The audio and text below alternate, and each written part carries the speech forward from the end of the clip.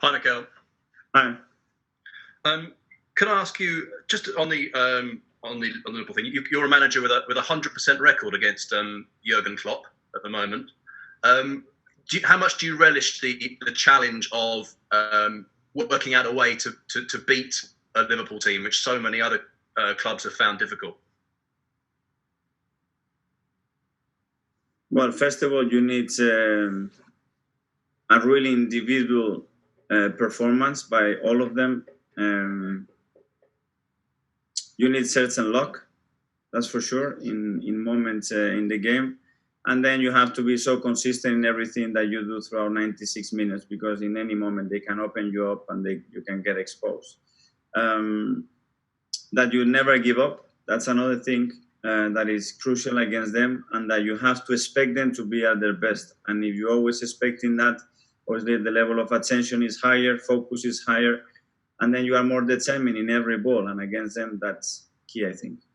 You said about never giving up. Do you think that Liverpool under Klopp have developed a kind of aura, a kind of power, so that some teams are almost beaten before they start the game? I don't see any complacency, and they go to any ground, even when they are 2-0 up, 3-0 up, 4-0 up, and they still go in the same way. And this is an incredible credit to the coaching team, the culture that they have created, and the spirit of that team. And you can see that in the 24 or 26 players that they have in the squad. There is no one player that plays half on the day, that is not very interested, that they just play for moments in the game. They just go for it every single minute of every game. And throughout the season, to do that for 10 months, that's a massive compliment, I think, for them. And is that your challenge now? Because obviously you've won 2 trophies. You've had the string of results in the FA Cup, and you've beaten big teams like Liverpool, like Chelsea. But is your challenge now to string together, 38 games of that kind of level of play? That's a different level, and they have done that in the Premier League. They've done that in the Champions League as well, and that's why they raised the bar so high. Not only them, but Man City as well in recent years, and that's the level. And you have to be able to compete at that level, because this is our context and this is our reality. So we want to be one of those teams. Those basic things have to be implemented every day, and that goes through in training. You cannot expect that to do that the weekends and train in a different way. So that's the way you conduct yourself every day as well.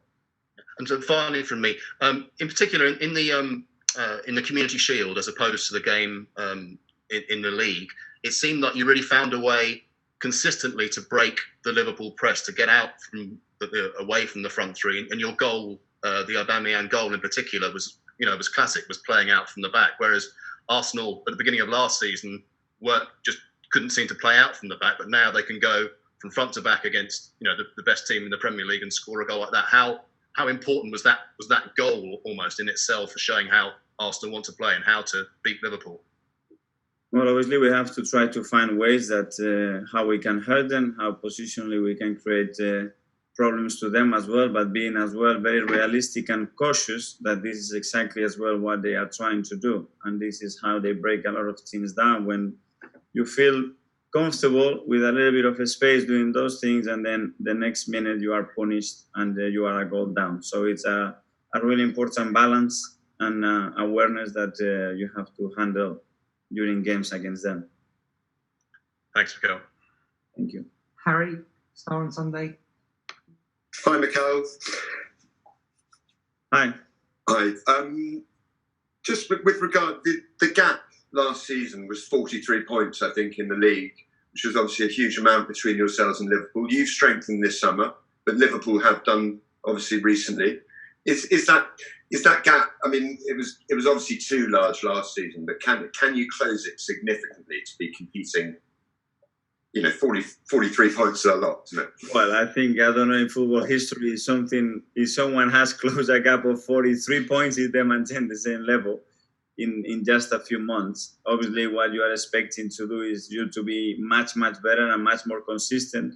And then a little bit, they can drop the level a little bit, and then that gap is not that big. But we can control what we can control, which is our performances and our level of consistency. and obviously we will do our best to try to be much better than last year there, and whatever they do, it's up to them. Okay, and on the subject of COVID, which has obviously become, very sort of been intensified this week with the new lockdown measures being reintroduced. Last time the Premier League stopped when yourself obviously tested positive. And this week we've had David Moyes testing positive, but football carried on. Does that show how far the Premier League and football's come in that time? And how important is it that football does carry on in this difficult period again? Absolutely. Obviously, we have much more information right now than we had many months ago when that happened. As well, the bubbles that the Premier League, the clubs and the government have been able to create to try to maintain everybody as safe as possible, I think is working really, really well. But we all know that the issue is still there, that it's not going away, and we have to keep the same approach, be always very careful, very conservative, and try someone to maintain this business alive, because it's really important in many, many aspects. And we are lucky in our profession that we found a way, and not many professions can say that. So let's respect that and try to keep going in the best possible way. Okay, and sort of in relation to that, next month we have internationals again. As a club manager and as Arsenal, as a football club, are you concerned, because you talk about the Premier League bubble and how it's been perfected and how well it's worked? Are you concerned that players will be flying, and the clubs obviously aren't in control of procedures and protocol? That your players are going to be travelling around the world, aren't they? Obviously, from where we started and the protocols we had on day one up to now, there have been some things that we had to change and adapt to be more efficient. And now I think we have a system that works, that has created the positive really, really low across the league. Obviously, when everybody starts to fly away to very different countries, I think at the moment it's a little bit of an experience. And we don't know what the outcome is. We want to believe that they want to follow a lot of things that are implemented and are working well. So fingers crossed that we don't get any bad news from there. Okay, and with regards to yourself, and your last question from me, I mean, how do we hear that COVID sometimes can have the after effects of it can go on a long time? You had it. I mean, how do you feel? You obviously look fine and healthy and feel good, yeah? Yes, I am really good.